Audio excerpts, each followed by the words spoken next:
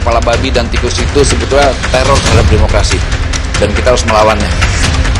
Ya tentu tim kita sedang turun di lapangan, sedang melakukan penyelidikan. Teknis penyelidikan saya tidak bisa sampaikan di sini. Teror kepala babi dan bangkai tikus yang diterima media Tempo dalam sepekan jadi perhatian publik. Bareskrim Polri dan Polda Metro Jaya mengecek tempat kejadian perkara di kantor redaksi Tempo di Jalan Palmerah Barat, Jakarta. Selain mengumpulkan sejumlah informasi, polisi juga mengecek CCTV yang berada di lingkungan kantor Tempo.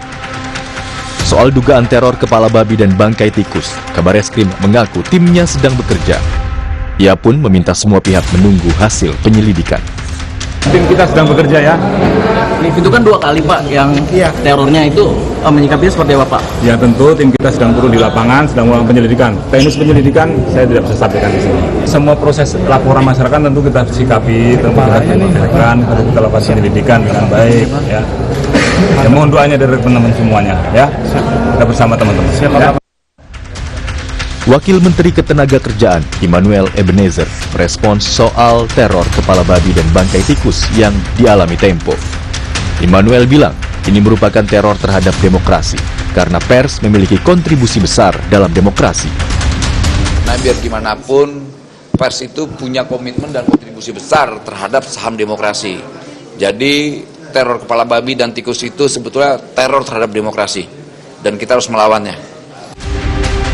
Usai membuat laporan ke Bareskrim Polri, Tempo juga melaporkan dugaan teror ke Komnas HAM.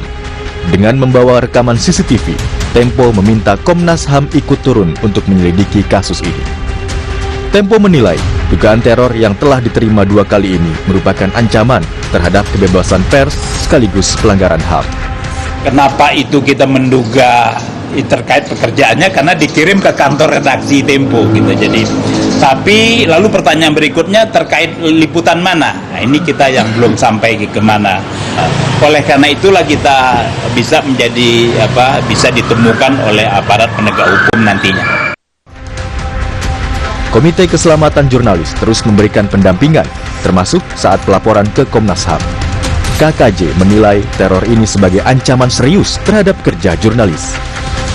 Ini merupakan ancaman serius terhadap kerja-kerja jurnalistik dan mengancam tim redaksi Tempo. Kami berharap dengan pengaduan ini ke Komnas HAM supaya Komnas HAM juga turun tangan ya untuk melakukan penyelidikan.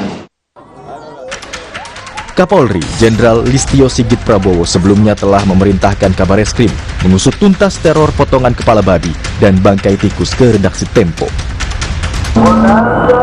Peristiwa di media Tempo saya sudah perintahkan kepada Kabareskrim untuk melaksanakan penyelidikan lebih lanjut.